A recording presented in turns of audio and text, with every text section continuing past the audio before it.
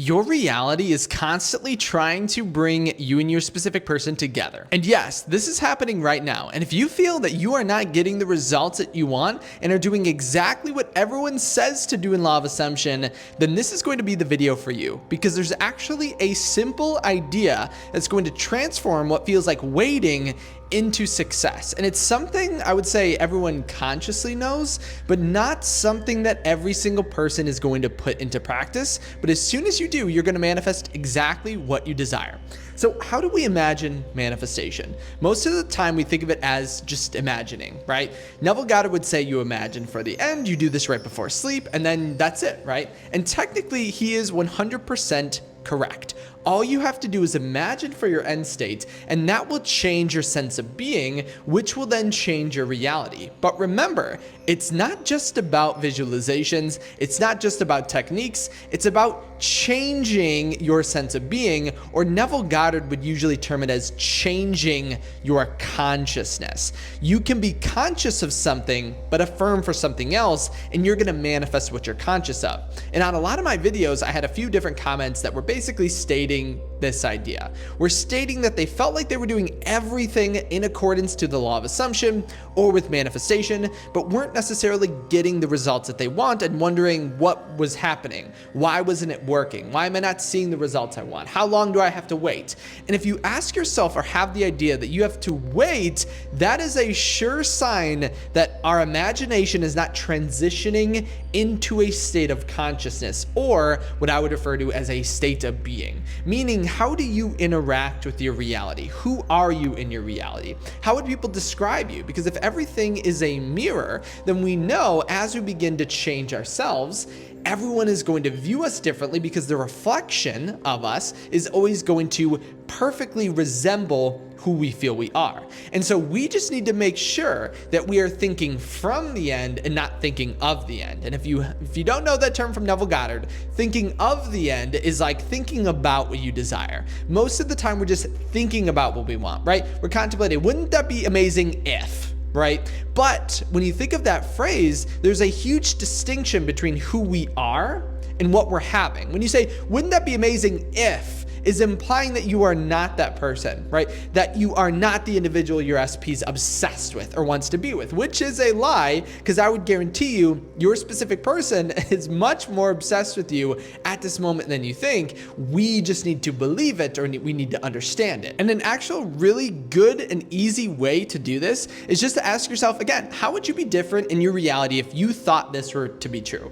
Because if you do take two versions of yourself, one that completely believes it and has changed their sense of consciousness, and one that doesn't believe it and has not changed their sense of consciousness, those two people will react massively different in their reality based on that assumption. Everything you do would be different. The way you respond to people would be different. The way you respond to your specific person would be different. The actions that you would take would be different. So remember, the way in which your consciousness is at any given time is actually the way that you are interacting with your reality. And that is actually what manifests rather than the opposite. And so again, thinking back to this idea of someone who thinks I'm doing everything right, I'm assuming as if, but I'm not seeing the change. Normally, it comes from a state of trying to get something from nothing. And so you are the only one who can know if you are feeling this way.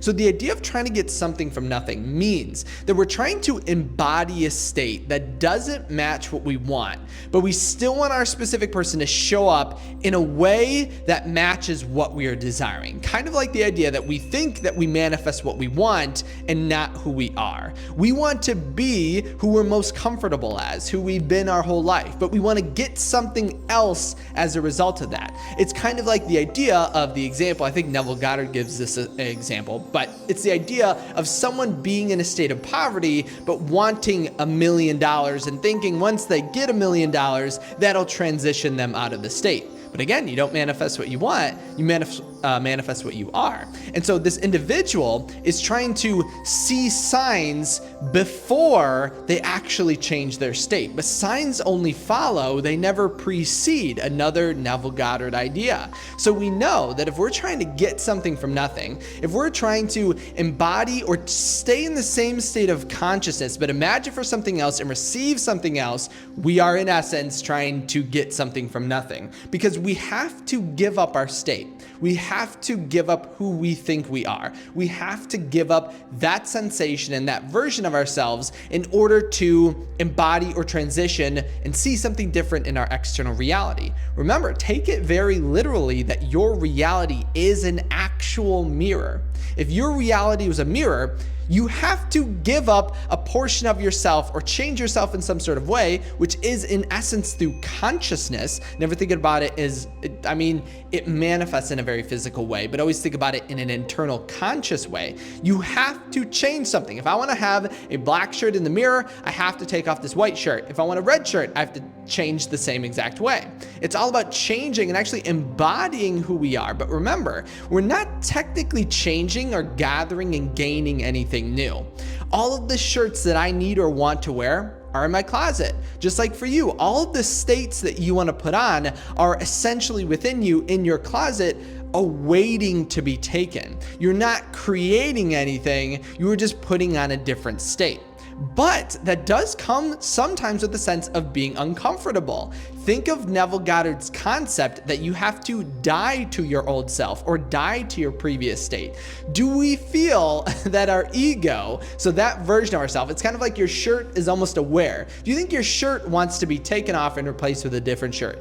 We usually feel very comfortable in our current costume that we're wearing, our current state that we're wearing. And normally it feels weird to change it. But remember, the change of consciousness is necessary and not technically bad or negative, or it's not even technically uncomfortable, even though it feels that way. It's just different. And so that's what we want to embrace. We want to do things that are altered or more in our end state rather than what is in our previous state. And once we change our sense of consciousness, that's how you see change outside of you, because we finally transitioned and actually become something different. And one question I sometimes like to ask people every time they think, I start coaching with someone who states, I'm trying everything, I'm doing everything, I'm visualizing, I'm affirming, but nothing's different. Nothing's changed. I ask them, well, how are you being different in your reality, right? If we're truly believing and assuming something, the way we act in our reality is going to be different. And they usually say, yes, so many things have changed. They say, I got a new job from this new assumption. I have different clothes. I look better. I feel better, all of these things. But then I go, okay, those are all different. What about your relationships? What's different in the way that you perceive or act in accordance to your manifestations, like specifically? So it would be with your specific person. And most of the time, because that's the one place we need to change, that's the one place we avoid changing. And it's funny, but it actually makes sense because that's what we're truly desiring. And so when you desire something really bad, right, it kind of gets put up on a pedestal, meaning you are going to treat it as if you're going to be walking on eggshells trying to alter it. But that's actually the change of consciousness that actually creates a difference. Because as you begin to be someone else, you can't interact with your reality in the same way. And I know it sounds like I'm talking about actions, but it's a way of being. It's who you are. Think of your name, right? You go throughout your reality being the consciousness of your name, and that's just who you are. It's not technically a physical action, but it does manifest as a physical action. But it's all in relation to the physical action being an extension of your assumption. You can't respond to your name if you don't believe that is your name, right? And so the same thing is with your manifestation. You can't respond in your reality to the state of already being with your specific person if you are not in that state. And so if you feel stuck, again, ask yourself, what's different? How am I reacting to my reality differently?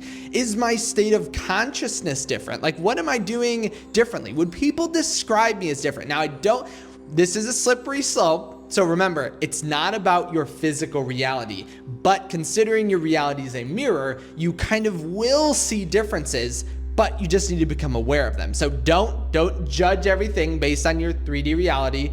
That's not what I'm saying at all.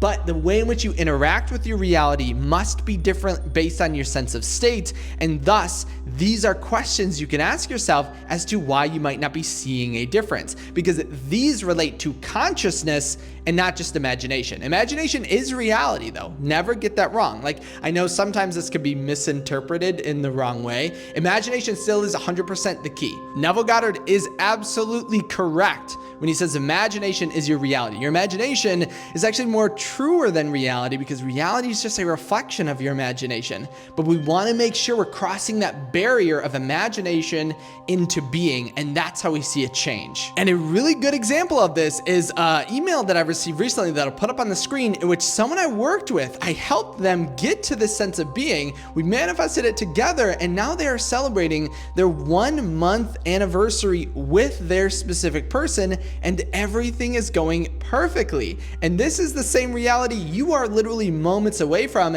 as soon as we can cross that barrier of imagination into a sense of being. That's literally all it is. If you feel you could you could be someone who waits months to manifest, or years to manifest, or however amount of time.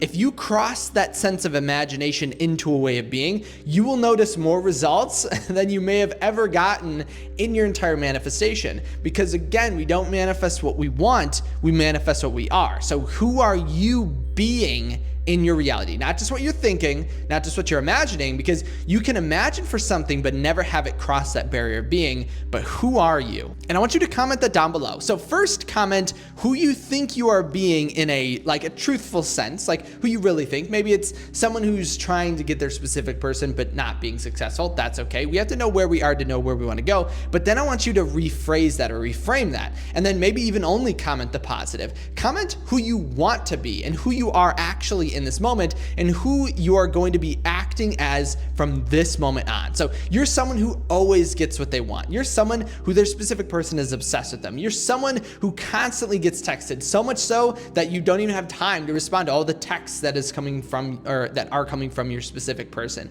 Who do you want to be? And comment that down below. As well as this, make sure to comment any questions that you have. And remember, you can also reach out to me on my website at kyleaugustcoaching.com if you had a personal question, a personal message. As well as this, a huge shout out to all my subscribers. And if you know that you are going to cross that boundary of imagination into being, leave a thumbs up on this video. But still, if you're not confident in that, leaving a thumbs up is going to start the contemplation and the change in your sense of being, because that is who you would be. You would technically, I know it helps me, but you would like this video if you were that being, if you were the person who was being the individual in your end state. And a huge shout out to my members. Thank you so much for supporting this channel, and I can't wait to see you all in my next video tomorrow.